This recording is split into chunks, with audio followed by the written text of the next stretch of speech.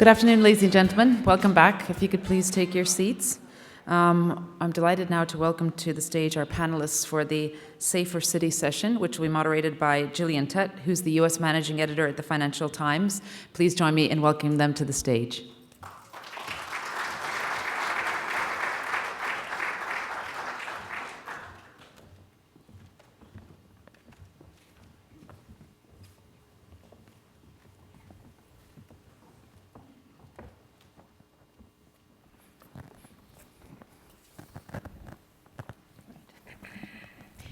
Well, good afternoon, everybody, and welcome to the last panel of today, which might be entitled the Hollywood Disaster Panel, or the Thriller Panel, because we've heard a lot of discussion earlier today about just how fantastic cities can be, how creative, how they can spur commerce, how they can really spur populations to interact and do a lot of good things. But now we're going to talk about the downside, just how dangerous cities can also be, and in particular, what can be done about it. And in many ways, talking about this in Chicago is very apt and symbolic, because Chicago is a fantastic city, a vibrant city, in many ways a city that's been at the forefront of using technology and other innovations to create a healthier and safer environment. But it's also a city which is known as Chirac, according to some people, most notably and controversially Spike Lee, because its murder rate, particularly on the south side, has been so high. So the question of how even vibrant and wonderful cities can cope with dangers is very, very pertinent indeed. And we have a terrific panel of people to talk about this today.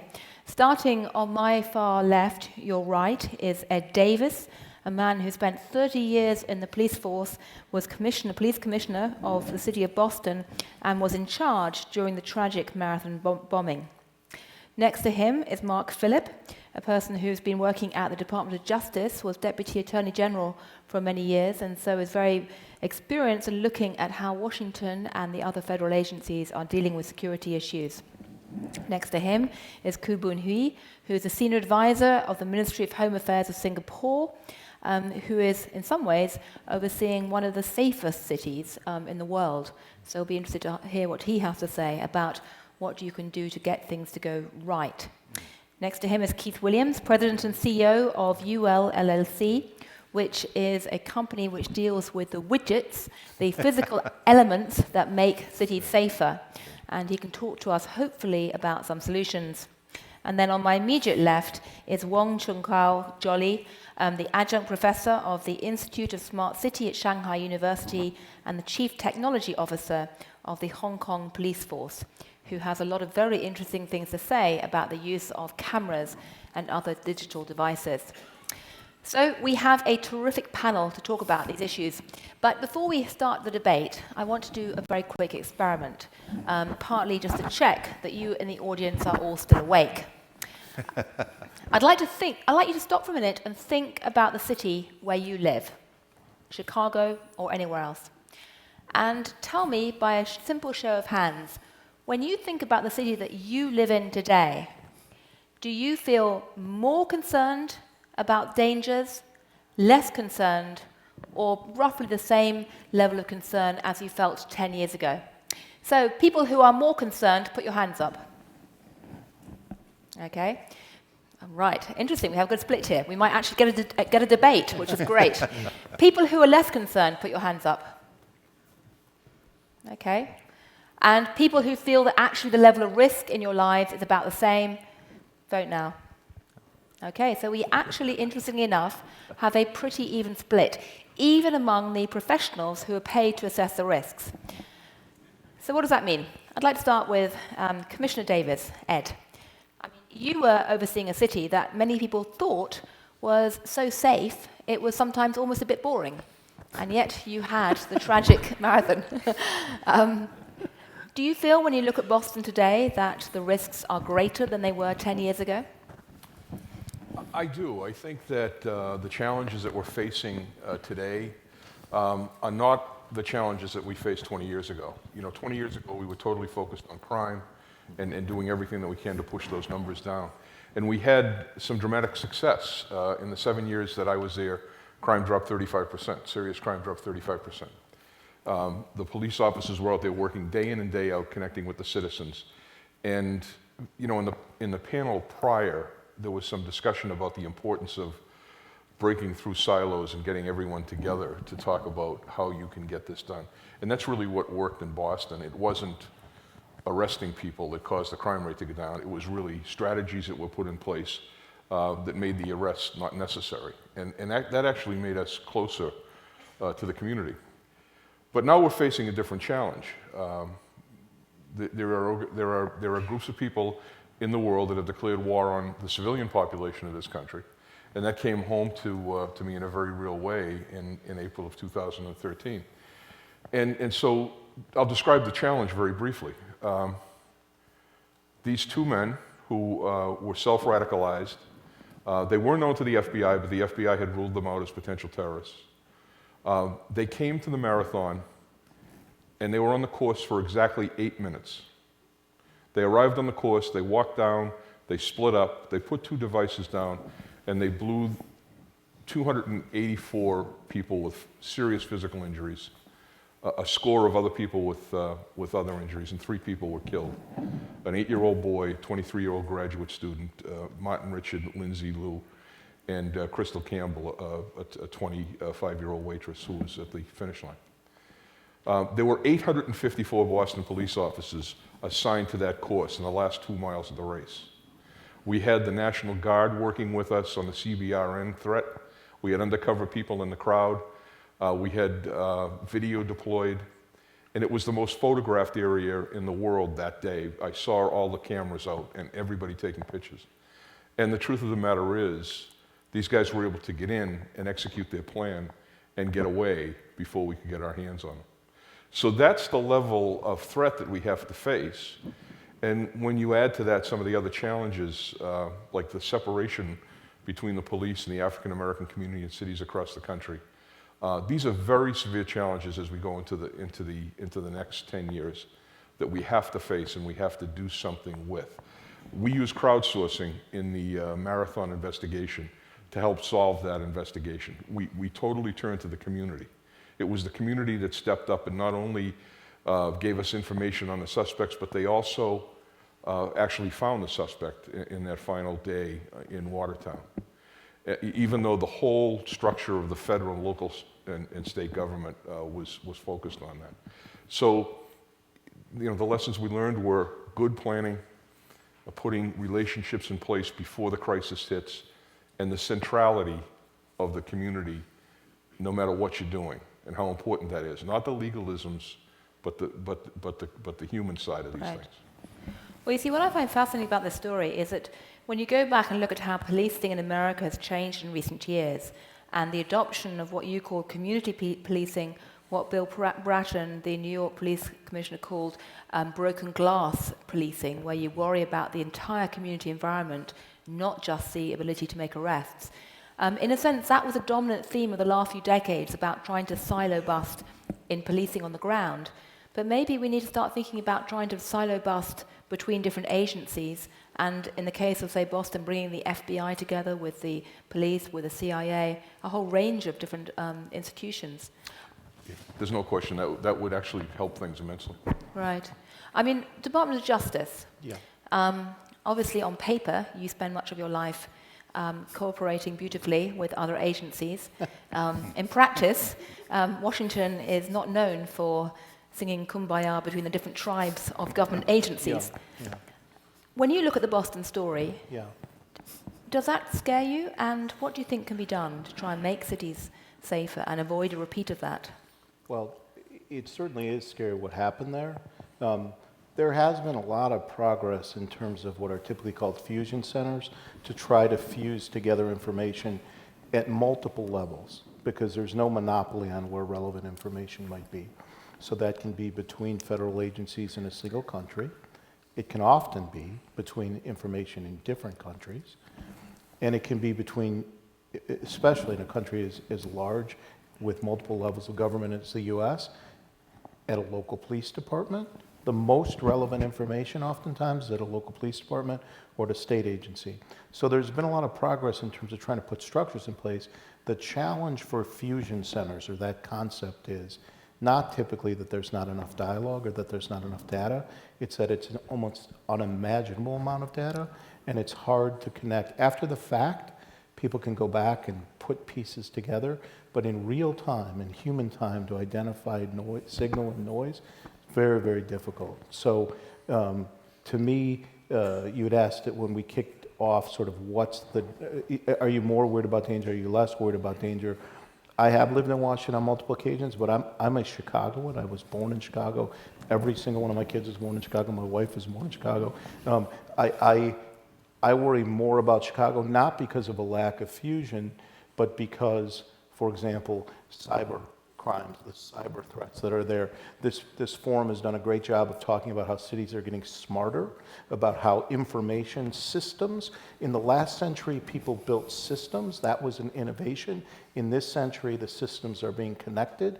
But when you have hyperconnectivity, you have hyper vulnerability, okay? So when a terrorist looks at a group of Marines that can go and literally have screens where they can see where every single one of them is in a big city in the third world, their idea is if we can knock out that system, people become paralyzed because they're dependent on it. So as a city becomes dependent on a computer, a set of computers, to literally take data from trains and buses and cameras. Chicago is one of the most cameraed cities in the world, and to take all that information, integrate it, try to use it in a way so that things are more efficient, they're more energy efficient, medical records can be accessed more quickly.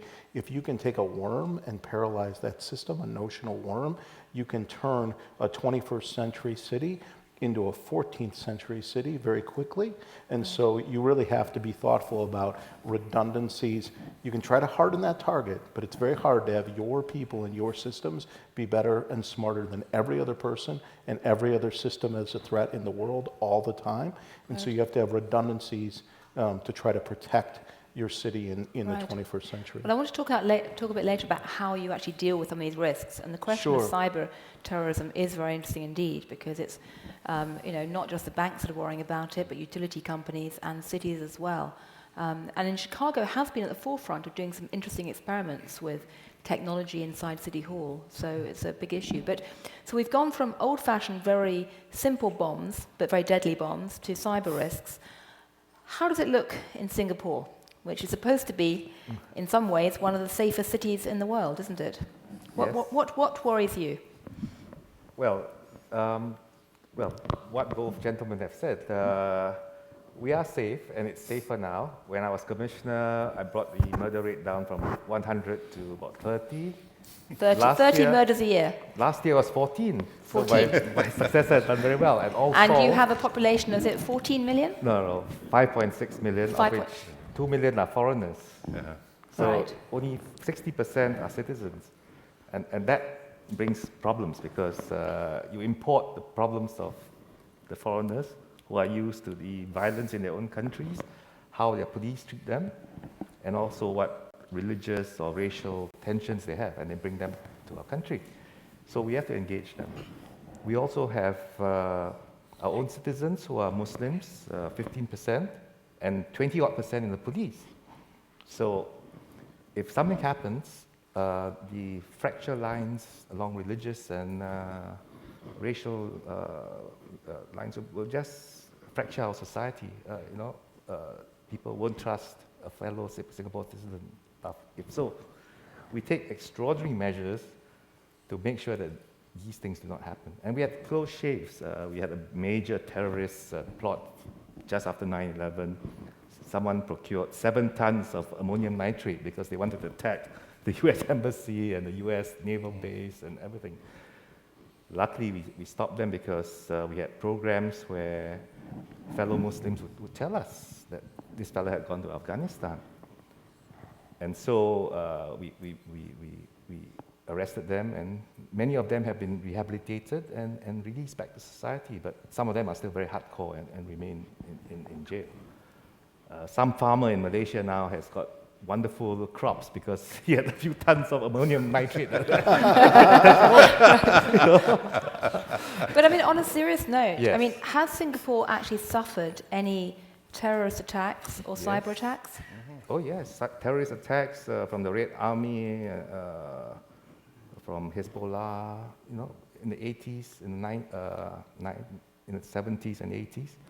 Yeah, but none for the last. We fought a lot of plots. In fact, when Bali occurred, it was a great tragedy because over 200 people died. But Bali was Plan B. Plan A was to attack Singapore. Really? But we foiled that because we had put people on guard, and they said, "Oh, we don't want the risk coming to Singapore, so let's go to Bali." But that was a big But I'd like to tragedy. ask you in a moment about, what are the key elements you think that has made Singapore able to foil these plots, in some ways tragically for Bali. But we were talking earlier, and you were saying that Singapore, of course, is a city with a tremendous amount of controls. Yeah. We were saying you've got a lot. How many cameras do you have in Singapore? It's No, not that many, not as many as in London or in Shenzhen, where I was recently. We have a few thousand, and the public want them. They say, well, when are you going to put cameras around my block? Right. Because there's trust, and we know that trust, it's not only competency, but it's also integrity and empathy. right. And more of citizen centricity and less of what can you do for me? Because most police forces say, I'll be your friend, I want community relations, but I want information from you. Right. So I think that comes out very badly. Right. So we have a few thousand cameras, we monitor these. But when I was in Shenzhen, they said, oh, we have this wonderful command and control system. So I asked, how many cameras do you control? 1 million. So, okay, the scale is just, Well, China obviously presents some interesting challenges of its own, given the rise of megacities. And Shenzhen in 1989 was just a fishing village. Yes. Well, I'm going to come back in a minute and talk about some of these megacities. I'm going to ask you about what this means. But before we do, I'd like to talk to Jolly, because you are, sitting over, looking at a city, Hong Kong, which some people who don't know Asia might think, oh, it's all quite similar. But actually, Hong Kong is very different in its mentality in terms of how security risks are handled from somewhere like Singapore. What do you see as being the biggest risk to the city of Hong Kong today? Thank you, Gillian. Well, I think there are two main causes for fear and insecurity: crime and violence. Can I just make a very simple survey by just asking the audience, how many of you have visited Hong Kong last year? Thank you. This is a global crowd. Well, the reason I asked last year, I have a special reason that you probably heard about the civil unrest. You can either call it the Occupy Central movement or the Umbrella Revolution. Okay, we hate to use revolution. Okay, that will be very killing words in our language. So just borrow the Occupy Wall Street and call it Occupy Central movement. Despite they're not Occupy Central, they actually occupy someplace else. Anyway, so that is the civil unrest. If I rate, that's the highest priority. Because on the crime side, the last year we have the reported crime rate as the lowest for the last 40 years. The crime rates in Hong Kong, in general, is 1/10 of that in London. And to put that into perspective, we have 7 million people in 1,100 square kilometers. So basically, we don't have villages. We have vertical villages. Okay, and I just found a very interesting statistic that perhaps you can think about it, and that has every sense to relate to the global cities. According to the World Wide Fund, 40% of Hong Kong population, 7 million people, 40% of our populations are actually living in the apartments, 34s and beyond. So everybody lives in the cliff. I'm 34. So that is the outlook about Hong Kong. So the civil unrest, I think maybe we are, because we are the oldest in the Asian, the oldest police force, though very modern. But I think this is a very wake-up call to us. Complacency is our biggest enemy. Because if we thought Hong Kong, well, by and large, is a very safe city. It's one of the safest cities in the world. If you look at our mission and vision statements, it is to keep Hong Kong as one of the safest societies and the safest cities in the world. But last year, because of the political reform package, it's going to the table next week in Hong Kong. And that's because we are supposed to be given the universal suffrage. One people, one vote to elect our chief executive, which is the mayor of the city. But unfortunately, that under the basic law, then there will be some provision calling that will be a committee to come up with a certain list of candidates. So people will say this is not a genuine election, so that's come up with the civil unrest. And that is by simply the background of what did happen in Hong Kong last year. Right. So, in a sense, what worries you is riot, to put it crudely. Violence, because, Right. okay, if I may, then again, let me respond to why violence in the civil unrest? Because Hong Kong has typically called the capital of demonstration. Over the last decade, every year, we have 7,000 demonstrations per year, which means over 20 every day. At least one right at the main entrance of the police headquarters. Every day, I mean, including public holidays. They don't have bank holidays. Okay, they protest every day. This is truly Hong Kong style that we always work, we never stop. So I think the problem is because that all these demonstrations are so peaceful, and Hong Kong society is a very law-abiding society, and nobody would think that civil unrest there will involve the violence. Right. But only because the political party think that we have to deal with that for many, many years, that we have to try it the other way around. So more radical activists to use violence as the weapons, and that makes the whole game very different from Right. what we would have thought. And Right. that's why violence, not crime, is #1 threat in my city.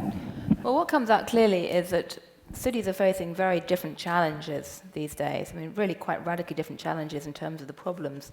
But perhaps one of the unifying themes is this problem about fracture and rapid population change, economic change, and frankly, technological change as well. But I'm curious to ask you, Keith, I mean, in terms of the widgets, the systems that you make, I mean, you go around the world selling systems to cities, to companies, to try and make their environment more safe. You're currently expanding in Asia after building a business in America. Can we look to technology and manufacturing advances to solve these problems? Well, I think technology will both solve and create problems. And I'll go back to what Mark was talking about with cyber and related to money. Sweden was the first country in the world to print money in 1661.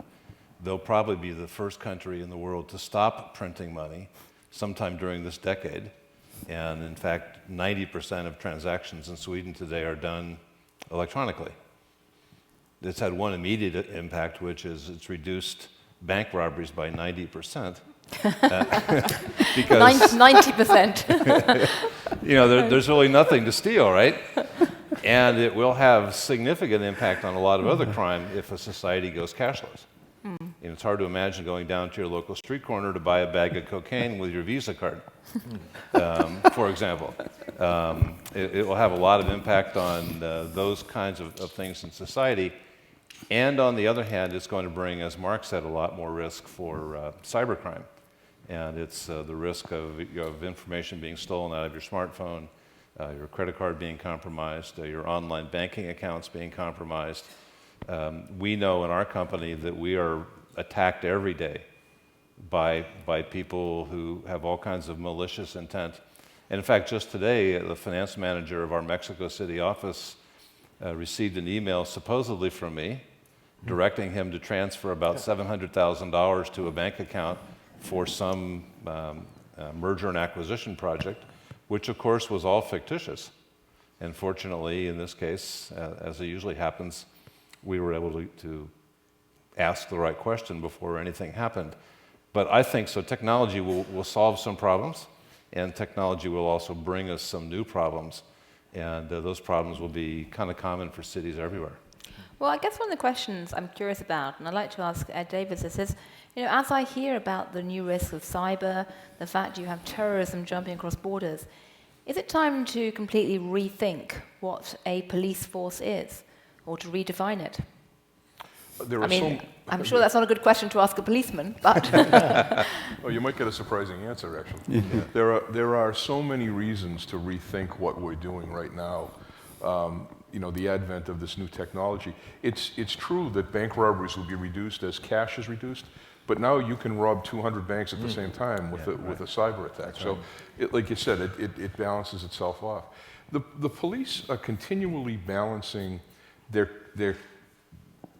position as peacekeepers and community officers with this other thing that the militarization of the police is something that's really happened over the last 10 or 20 years here in the United States after 9/11.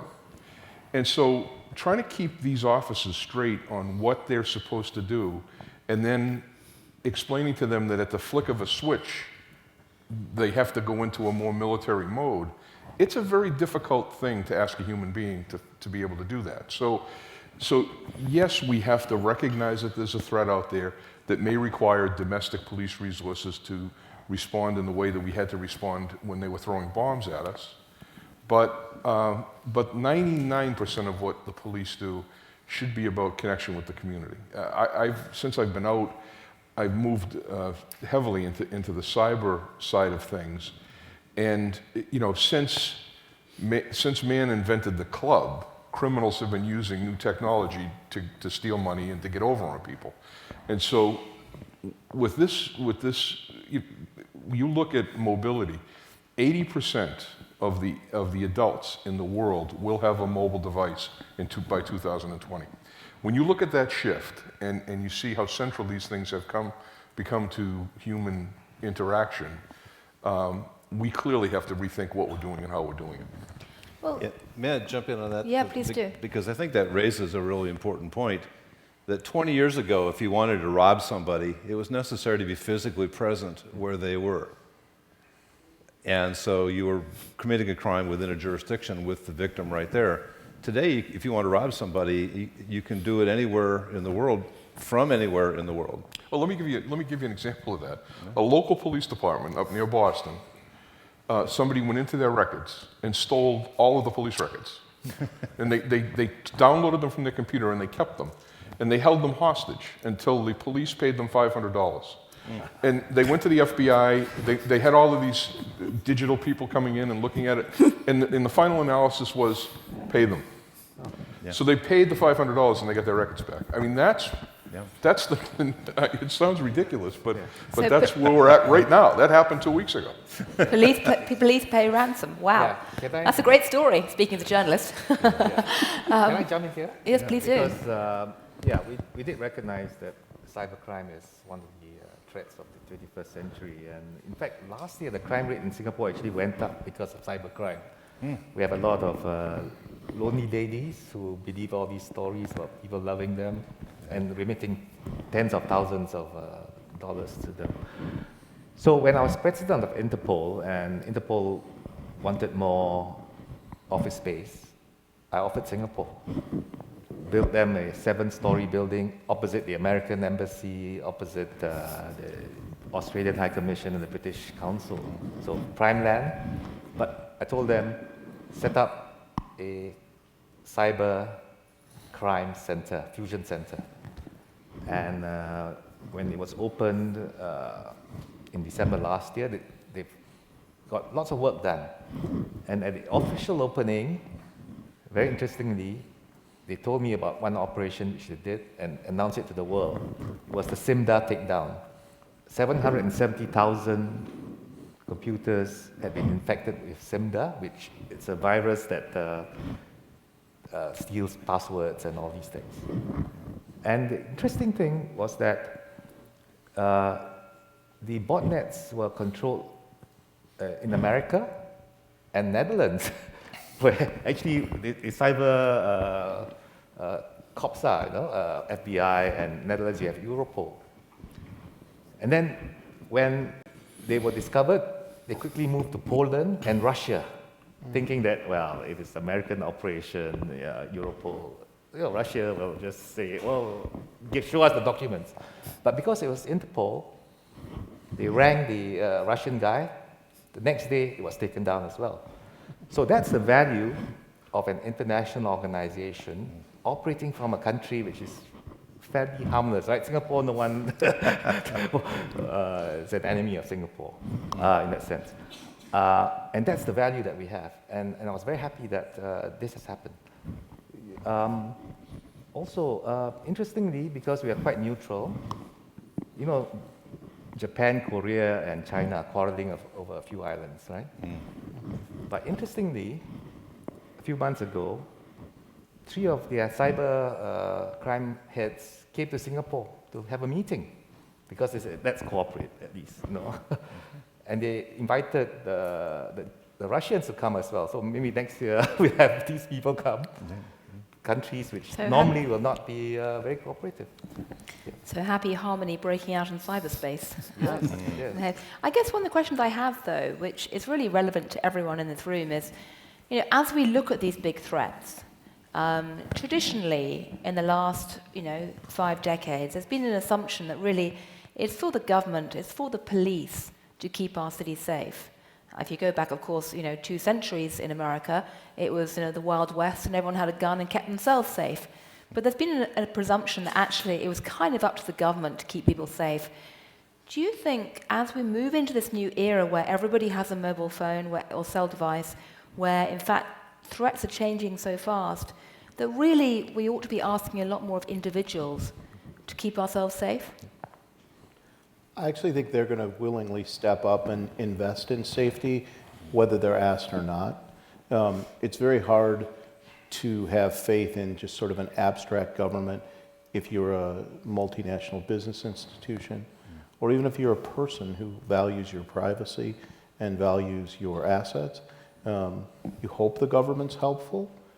Some people, and this is a separate subject for a separate day, but I would bet a substantial number of people would view the government and cyber as a threat and not necessarily an ally, as someone that has potential to help them, but also potential to invade civil liberties. So I think people, and it's different for individuals and companies, but multinational companies are investing huge amounts of money in the safety of their assets. Counterintuitively, some of the most high-tech companies, as to their absolute crown jewel assets, they will not put them into network systems. Sometimes they won't even take them off paper, because this sort of paper makes them more secure. In some ways, when you build a redundant system for a police force, don't build a second cyber system. Make sure you have a second set of radios to communicate that are in some ways 70 years old, because they're harder to infiltrate with a single worm. So I think people are going to want that, they're going to embrace it, they're going to invest in it, because it's going to be a value to them. So it's the era of backup with old-fashioned 1970s technology. Back to the future. Some of it, yeah. Starsky and Hutch, where are you? Ed, just briefly, this is not a new idea. The police were founded in the UK and in the United States under the direction of Sir Robert Peel, and he said the public of the police and the police of the public. And it was based upon the theory that everybody's responsible for safety and security. And if you look a little bit at the history, policing got away from that over the last 100 years. And community policing, and everything George Kelly spoke about with broken windows, is really a move back to what Peel had promulgated in the 1830s. And that's what we have to keep in mind. This law enforcement mentality is something that was invented in the 1900s. It was not, we were peacekeepers before that. And that, I think that's the key to this. Right, that's interesting. I'd love to ask Jolly, Hong Kong has a very different attitude, don't you, towards authorities and concerns about civil liberties. You were telling me earlier that people in Hong Kong are so suspicious about government that you've got almost no security cameras because people won't let them be there. Is that right? Absolutely. when Mr. Khoo talked about Shenzhen and all those cities like London, New York, they have millions of cameras, CCTV cameras.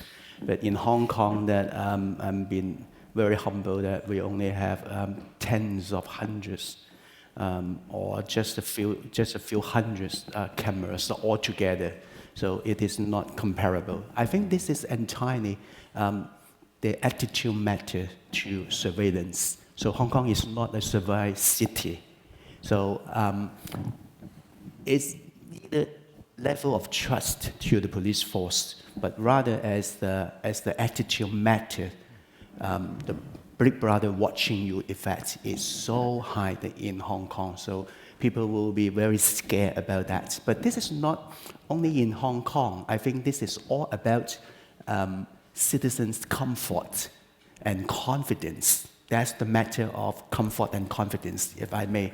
Because I can quote another example in Lebanon, because everybody knows about smart grid is going to be a hot hit. And they're going to deploy the smart grid projects in Lebanon, but only at the very last moment.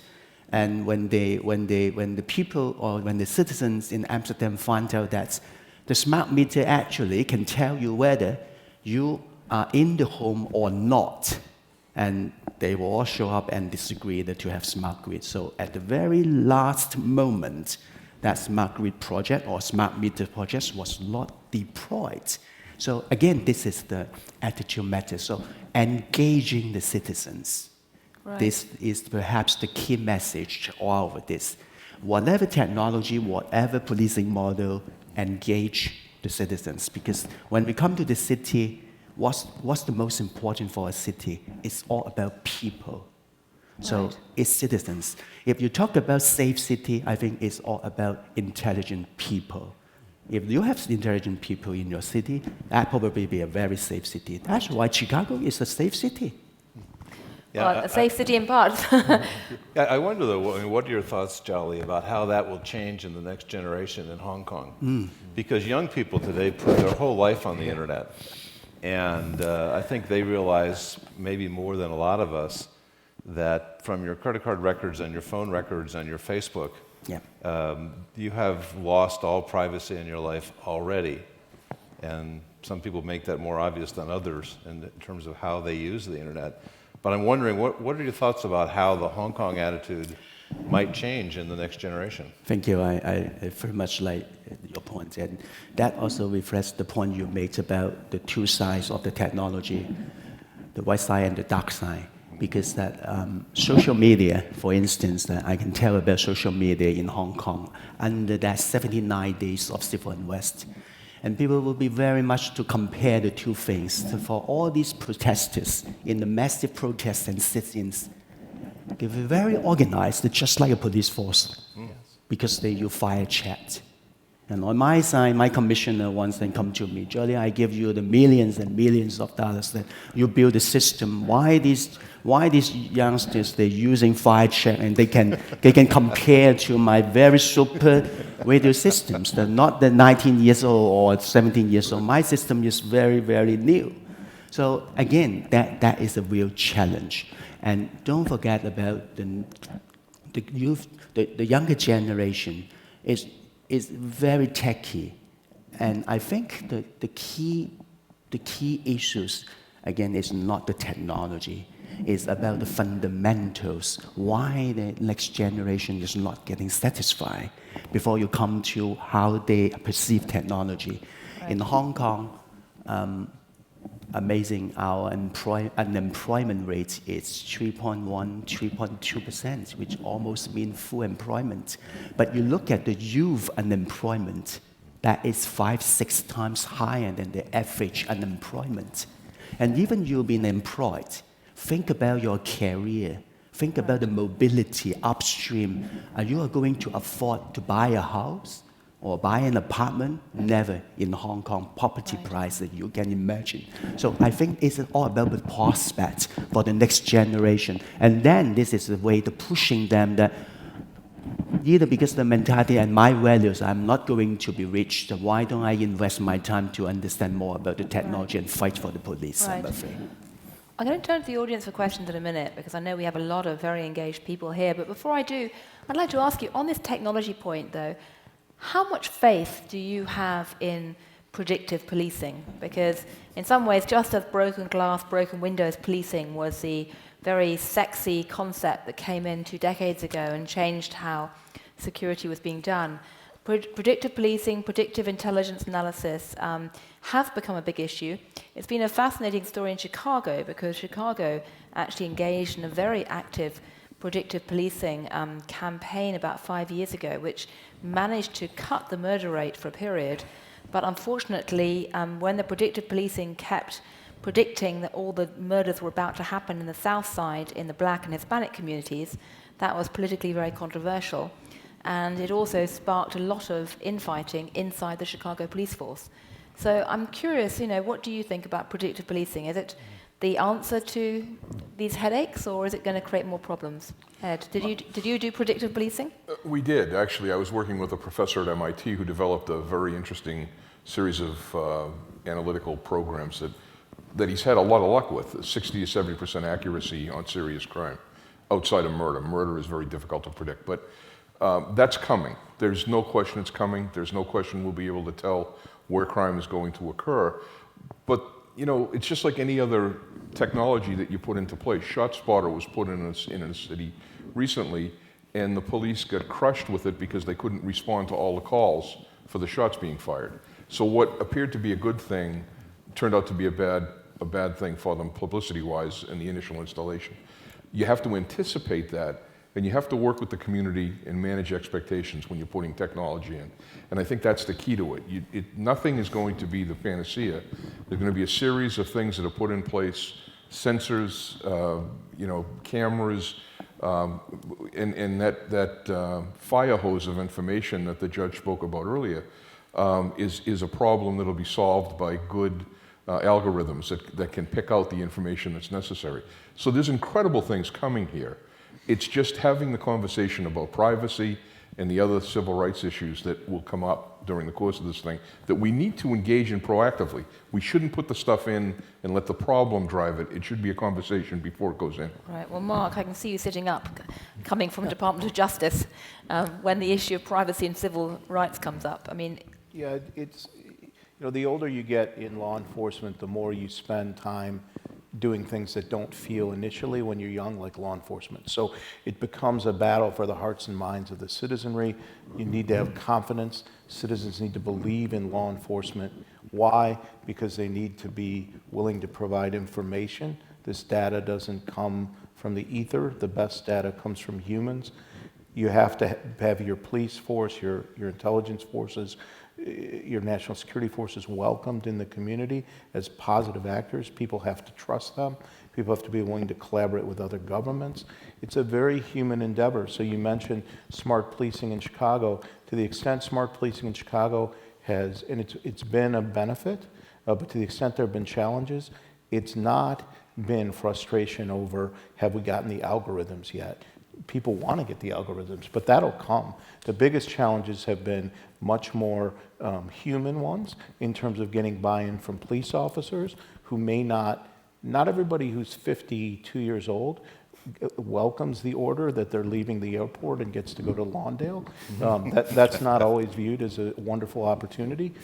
So some of the police officers were not keen on it, and there was resentment in some communities that was not being employed in a racially or ethnically equitable way.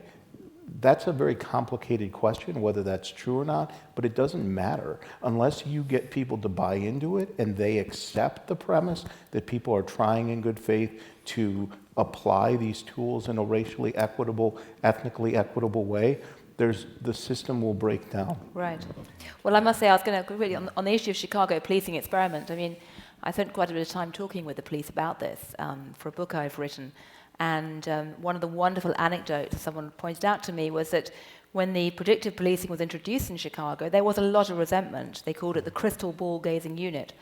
And one of the figures pointed out, well, actually, when walkie-talkies were first introduced into the Chicago police, there was fury because police officers thought that it was going to be a way for the senior commanders to spy on them and check where they were. So every phase of technological change brings its problems with it. But sorry. Yes, Boon. I'd like to jump in. In my 12 and a half years as a police commissioner and 4 years as Interpol president, I had the privilege of going to many police forces around the world, maybe about 80. So we learned a lot of all these innovations, and we can try them out. And to our horror, we found many of them don't work because it actually depends on what your society is like. So predictive policing we tried, it didn't work because there are no neighborhood gangs in Singapore. There are no gangs in Singapore, no. Well, there are gangs, but they are not the violent types. And anyway, the mass rapid transit system is so good, they could just go anywhere in Singapore to do whatever they want. So you have to try out the technology. I asked them to look at shot spotters. They said, "You got to be kidding. We don't have enough data." So just before I came, I said, "When was the last shot fired in anger by a criminal?" They said, "Oh, it was during your time, 9 years ago." "When was the last shot fired by a policeman in anger?" That was 1 month later, 9 years ago. So, okay, no point having shot spotters. Well, of course, yeah, the tragedy of the South Side is you did have a very big database to work with. Yeah. So you could use it for predictive policing. Yes, that's right. So you need these things. But at the same time, we use the Interpol complex as a catalyst to make Singapore into a safety and security hub, which meant that we get companies, academia, to start getting interested in policing matters. So they're doing a lot of research. The government puts in a grant. They set up their experiments in a precinct. So they do things like how to count people very accurately for dispersal of large crowds,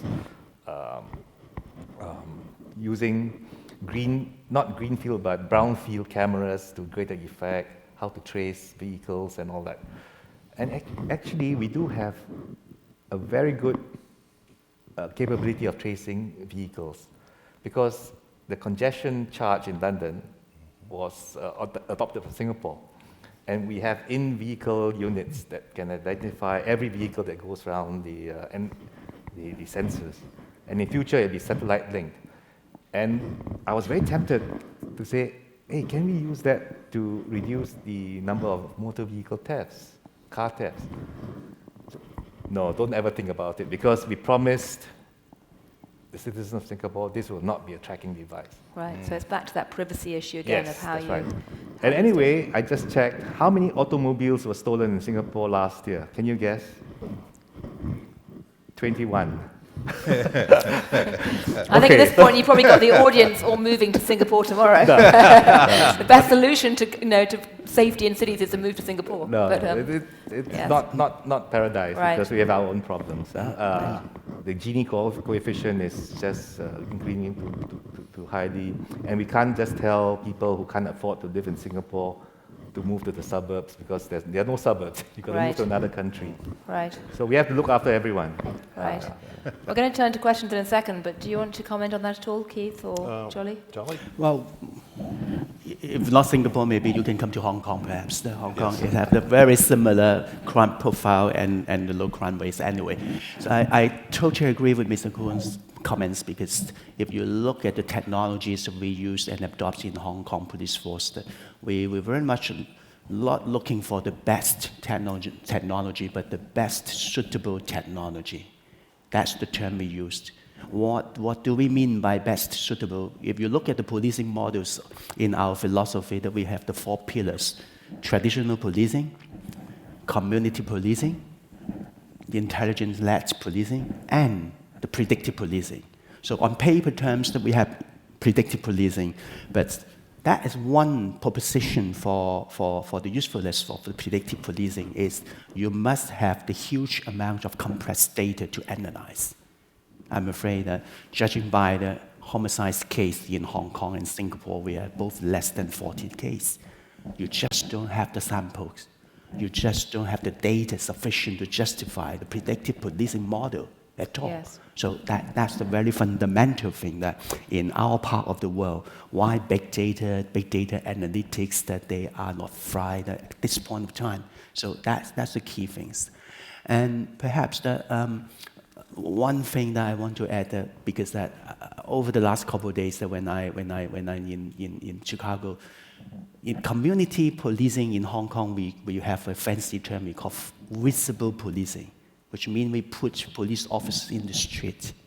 And that is the confidence level and the trust level. When people look at the police presence, physical presence of the police in the streets, that they feel safe. Now, 16 years ago when I visited this city, that I'm honestly that I didn't feel safe, because that after 5 o'clock, I didn't see any physical presence of police officers in the Magnificent Avenue. 16 years ago, but not now.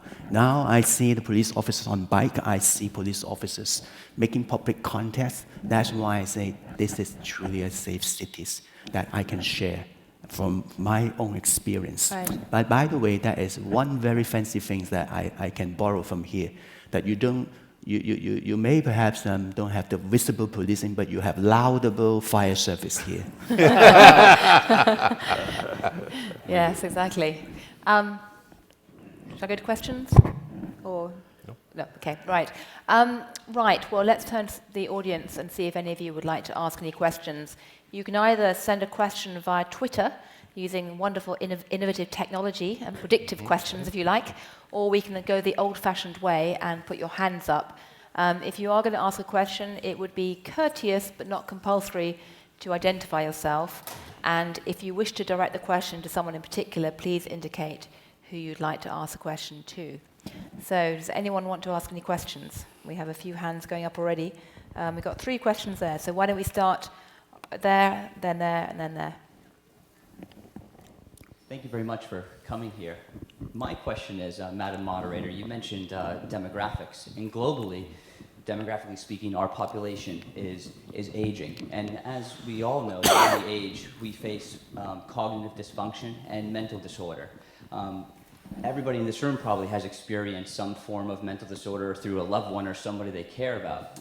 I speak from experience because both my parents had dementia in Florida, and they've had to engage with the law enforcement in very creative ways. So my question is put to the panel is, how is law enforcement, either through city or local or federal, but also in the private sector, how is law enforcement addressing the issue of demographic change and mental illness as we move forth into a major demographic shift globally? That's fascinating. I'd love to actually, maybe we should ask that one to Ed Davis, because of course you were dealing with Boston is not necessarily as old a city as some of the Florida cities, but it's obviously got those problems.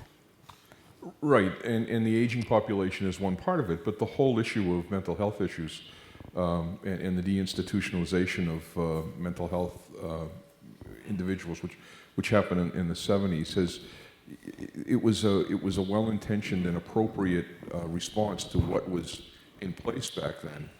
The problem is that once it was done, it shifted the burden of those individuals to police agencies and to hospital emergency rooms.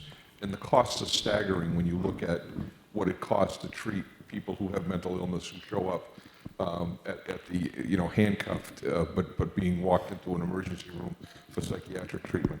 So there needs to be a plan about that, and there isn't one right now. So it's a huge problem, and no one's paying attention to it. And you've flagged it. You're absolutely right. These are the kind of cross-silo conversations that need to happen with mental health professionals, with police, with emergency room personnel, and with state and federal officials who are paying these bills. But there was a guy, they called him, Crazy Charlie. Crazy Charlie lived in Brighton, and he was the greatest guy, except he stabbed people when he was off his meds. So we're at a COPSTAT meeting, and the cops are saying, "Oh, Charlie's a great guy. It's just that when he goes off his meds, he stabs people." And I'm like, "All right, well, we got to do something about that." Yeah. And so that's a very real story, and it plays itself out across the country. Absolutely. Well, again, it is about silo busting and trying to break down these institutional barriers. But we have an interesting question from Twitter, which is for Keith Williams. It says, how has counterfeiting evolved as a security threat with new technologies? Well, thank you. 25 years ago, when I moved to Asia, counterfeiting was really copy watches and Zippo lighters. Now it's globally more than $1 trillion industry. And it's kind of evolved from something people did to just make a little bit of a living to something that has become transnational organized crime. And it's evolved into a lot of areas, such as pharmaceuticals, copy drugs, copy medical devices, alcohol and tobacco, obviously luxury goods. But it's become a real different business. And I think it has created more globally organized crime, it's created more money for organized crime, and I think it's become more of a threat generally to society and certainly within cities. And it's much more now than just protecting the rights holder of somebody who maybe makes a luxury watch, and it's about getting into a criminal element that undermines cities and societies everywhere. Right. Does the Hong Kong police spend a lot of time tracking down counterfeiters? Oh, absolutely. Technology crimes has been 7 times higher the year before. So we rank it as our number 2 priorities. If you also ask what's number 1 is domestic violence, that's also relevant to the question. The approach that we address that is the multi-agency approach. Police force alone cannot solve the problem. We need other professionals to come together to handle that scenarios and all these types of problems. And I think actually in America, you asked earlier about cross-agency cooperation. In the U.S., there's been a very good example of that in actually Crystal City, Virginia, where a number of U.S. federal government agencies, including Homeland Security, Department of Justice, FBI, Customs, Postal Bureau, have come together in a concentrated and co-located center using some very sophisticated technology to attack counterfeiting. Oh, that's fascinating. I must say, when I was looking at government agencies across the US as to how they were cooperating or not cooperating in the security field for this book I've been writing, what struck me was that where you actually had very good collaboration was in putting databases together. Because the great thing about data and cyber bites is that they don't have unions and they can't complain. So you can mash up databases much more easily than people. But it's very... And I think what's different about the IPR centers, they've brought humans together. Right. Well, that really is definitely to be encouraged. And Keith will hopefully agree with me because he's a sponsor of the INTERPOL IP crime conference, which brings together 60 countries, and maybe this year will be 80. Almost 90. Oh, 90, okay, yeah. I used to chair the committee that looked into illegal counterfeit goods. And what encouraged me was that China sent larger and larger delegations and gave better and better reports about what they were doing. In fact, today they actually check exports as well for counterfeits, which was quite a breakthrough. And this is because of the international pressure that's been put on them. And UL has been a key player in organizing this wonderful conference. Fascinating. We have a question back there in the dark. I think if someone can pass the microphone back there. And then I think we then had another question somewhere over here. Thank you for being here this afternoon. My name is Catherine Kluver. I come from Boston, from the Harvard Kennedy School. So I think that the majority of Bostonians think that they're now safer, thanks to Ed Davis and the formidable work 2 years ago. But my question is also really about physical policing. We've talked a lot about cyber, the necessity of cameras, yes or no. But New York, of course, famously has the International Liaison Program, and one could arguably say has enough NYPD officers spread across the globe to rival a small army. So the question is, what of that kind of self-interested policing around the globe, so that where you're really deploying physical police officers to keep specifically your city safe, New York? Are we going to see a proliferation of that? Are we going to send the Watertown and Cambridge and Boston police around the globe to specifically keep Boston safe. It's a fascinating issue because, there's part of that which starts to smack almost of homegrown, if not vigilantes, but if each city gets its own police sent across the world to kind of keep their own, how do they interact with other police forces and things? Right. I'll just briefly, Boston's not going to do that. New York felt it was necessary after 9/11, and they've deployed police to state capitals across the world, and they, to be quite honest with you, we rely on New York for intelligence. So that network that's out there is helpful not only to New York, but it's helpful to Boston and everything else. And so, and if you've done research on relationships between police agencies, the FBI will send you the information. The fusion centers have really made a difference in our working together, but because the bureaucracies get involved in the transfer of information, you usually get it from the federal authorities just after it's published on CNN. So that's what forced New York to send people out themselves, and I don't see that changing in the near future. I don't think it's going to happen across the country because that network is available to all of us. So. I'm curious though to ask, Boon and Jolly, how do you feel if a bunch of New York cops turn up in your city and say, I'm here to do some investigations? Well, we already have. Okay, this is an interesting story. After 9/11, I think they only deploy 8 or 9, at least during my time. And they said, we'll have someone from New York police come to Singapore to do this. Of course, the FBI said no such thing. We're not going to give them any status. They cannot even go into the embassy. So New York police came to me and said, could you help? Yeah, sure. What do you give in return? So they said, okay, I'll give you an office in my police intelligence division. Full time, you can go there. But you give me access anytime I want to your systems. So I've been sending people, well, at that time, and even today that's been done. So they go for study trips, groups of people, they study their intelligence system, the technology system, the command and control system, and I think we're going to purchase one of them, which they've done very well and at a good price. So it has to be reciprocal. You must give me some benefits, or else why should I entertain you? You actually don't have an official status. And in fact, some of these officers go to other countries when things happen on a tourist visa. Yes. Imagine that, yeah. So it is on goodwill.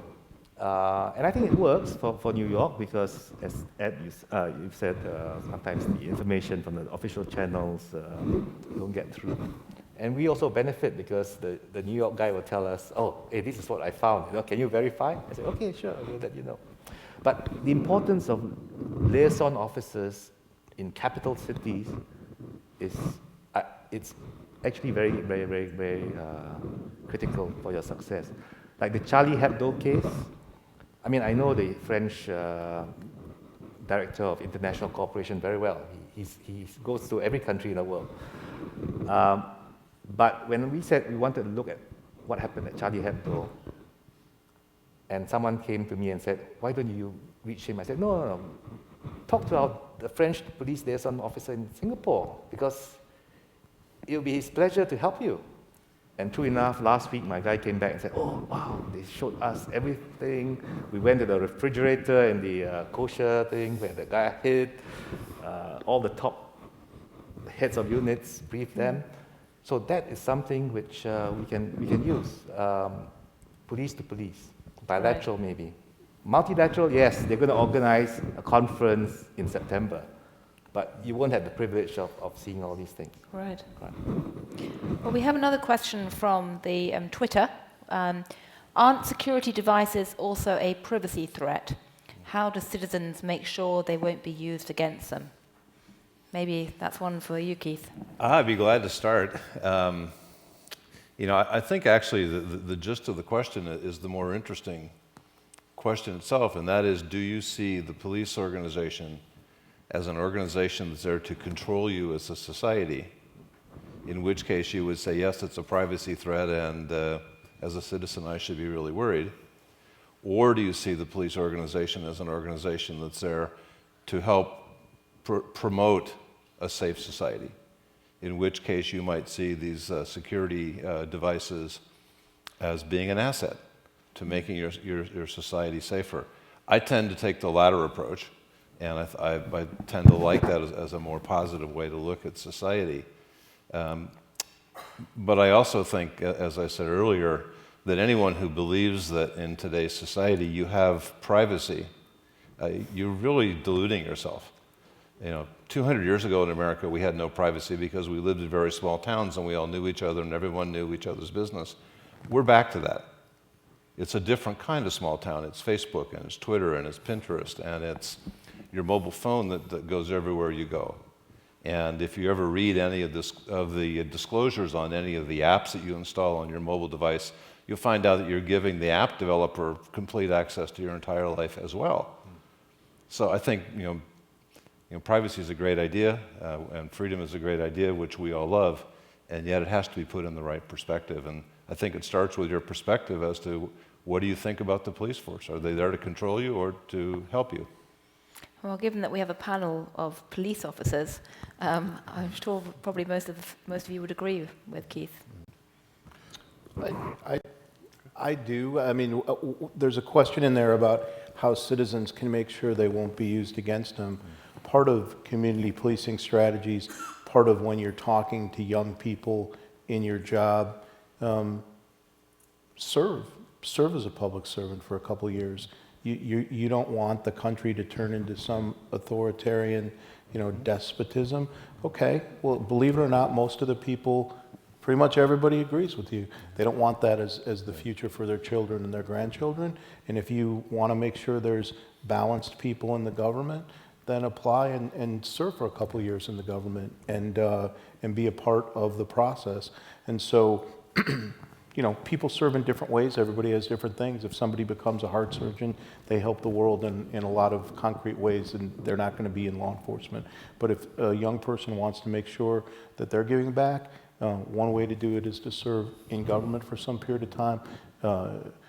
You can do what Keith's doing. When he talked about that initiative with counterfeiting, you all's been a tremendous positive force. The positive impact of that around the world in pharmaceuticals and any number of areas, in safety levels of devices that are in people's houses, that saves people's lives and it increases their trust in the world they live in. So, try to give something back if that's a concern of yours. I think we have time for one more question. Hand at the front. Thank you very much. My name is Oliver Jory. I'm an expatriate living here in Chicago.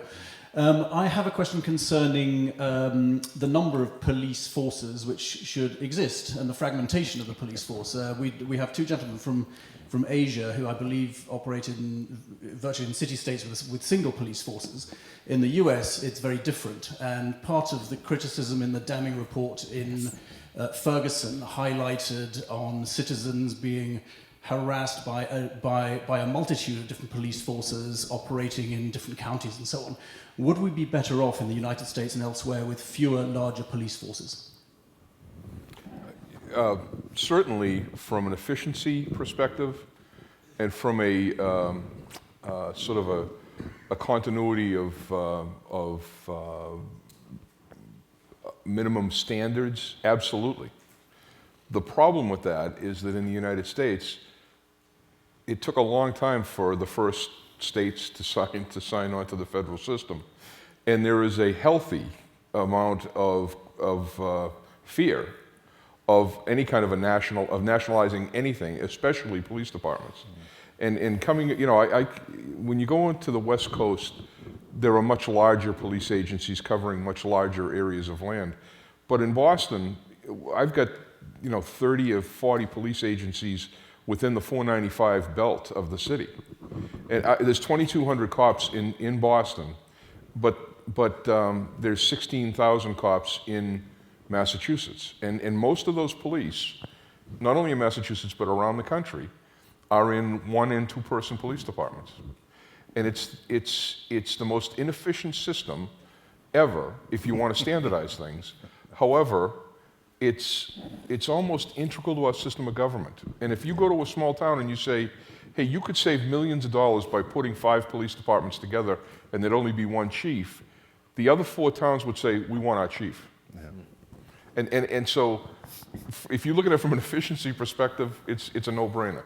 But that's not what people look at it from. The political impediments to consolidation are astronomical. Well, that's a great question and a very interesting issue. In many ways, it seems like a good point to wrap up on, because as I've listened to you talk, what strikes me is that we live in an era of incredible technological change that brings both tremendous potential for good, but also great dangers, and a time when cities are swelling in size and complexity. But what comes through loud and clear from all of you is that perhaps one of the biggest challenges really is how to promote cooperation effectively, how to get humans to work together as effectively as computers can expand, not just across borders, but also inside countries and across departments. How do you take that original broken glass, broken windows idea and actually put it into the cyber age?